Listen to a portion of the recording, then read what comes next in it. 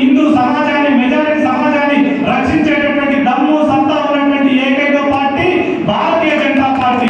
మన చిరకాల కాంక్ష రామ మందిర నిర్మాణం. ఆ రామ మందిరం నిర్మాణం దివ్యంగా భవ్యంగా జరిపేటటువంటి దమ్మున్న నాయకుడు నరేంద్ర మోడీ గారి యొక్క ఆధ్వర్యంలో ఒక భారతీయ జనతా పార్టీ యొక్క జయయాత్ర కొనసాగుతున్న సందర్భంలో నేను సైతం అని చెప్పేసి ప్రతి ఒక్కరు కూడా ఎజెండాలు పక్కన పెట్టి ఈ దేశం ధర్మం నాకు ముఖ్యం, నేను ఎందుకుగా ఈ దేశంలో పుట్టినందుకు ఈ దేశం అనువంత రుణములను తీర్చుకోవాలన్నటువంటి సంకల్పం చేత అందరూ చేయి కలిపి ఈరోజు చేవేళ్ల పార్లమెంట్ గెలిపించారు. కాబట్టి మీకు అందరూ కూడా శిరస్సు వచ్చి పాదాభివందనాలు చేస్తా ఉన్నాం. ఈ విజయం సాధించి పెట్టినందుకు అందరూ కూడా ఏదైతే ఈ స్ఫూర్తితోటి నిజంగానే ఈ దేశం యొక్క తరంలో స్థానాన్ని కాంక్షించినటువంటి, ఈ దేశాన్ని గురుస్థానంలో నిలబెట్టాలనేటటువంటి ఆనాడు నరేంద్రుడు, ఆనాడు స్వామి వివేకానంద కలగనటువంటి సామ్రాజ్యం ఏతుందో, ఆనాడు ఛత్రపతి శివాజీ మహారాజ్ కాంక్షించినటువంటి సామ్రాజ్య స్థాపన ఏతుందో, ఆనాడు ఎంతో మంది వీర సావర్కర్ లాంటి వ్యక్తులు ఈ దేశాన్ని,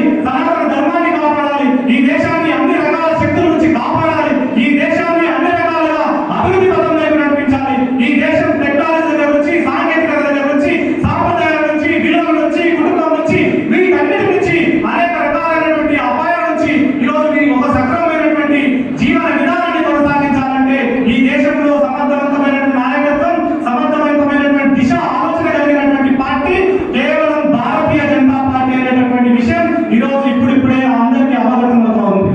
ఈ సందర్భంలో మేము నిజంగానే చాలా మంది కలగలిగినటువంటి, చాలా మంది ప్రాణాలు కోల్పోయినటువంటి ఈ సిద్ధాంతం కోసం, ఆ సిద్ధాంతంతో పనిచేస్తున్నటువంటి భారతీయ జనతా పార్టీలో మేము పనిచేస్తున్నామంటే మేము ఖచ్చితంగా గర్వపడతా ఉన్నాం. మేము నిజంగానే అదృష్టవంతులు.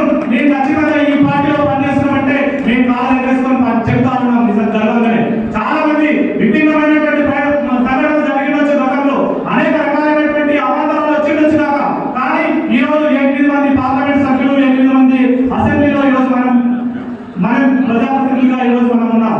ప్రజల చేత ప్రజల కొరకు పనిచేస్తా ఉన్నాం. ఈ యొక్క ఏదైతే స్ఫూర్తిని అందించినో మొదటి యొక్క విజయం ఇక్కడ ఉన్నటువంటి ఎంపీల దగ్గర నుంచి ఈరోజు పూర్తి స్థాయిలో, మెజార్టీ స్థాయిలో గత 3 పర్యాయాలుగా ఇవాళ 3వసారి దేశ ప్రధానిగా నరేంద్ర మోడీ గారు ఈరోజు ముందుకెళ్తా ఉన్నారు. అదే తరహాకు సంబంధించినటువంటి ఈరోజు అవినీతి రహితమైనటువంటి పరిపాలన, అభివృద్ధి చేయగానే పనిచేయాలి.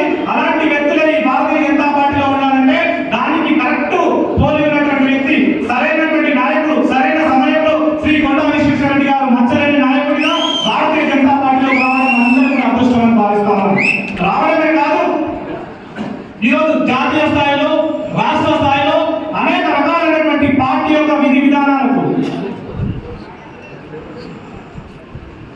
దామర్చేడు సాధు పరిషత్ యొక్క రాష్ట్ర అధ్యక్షుడు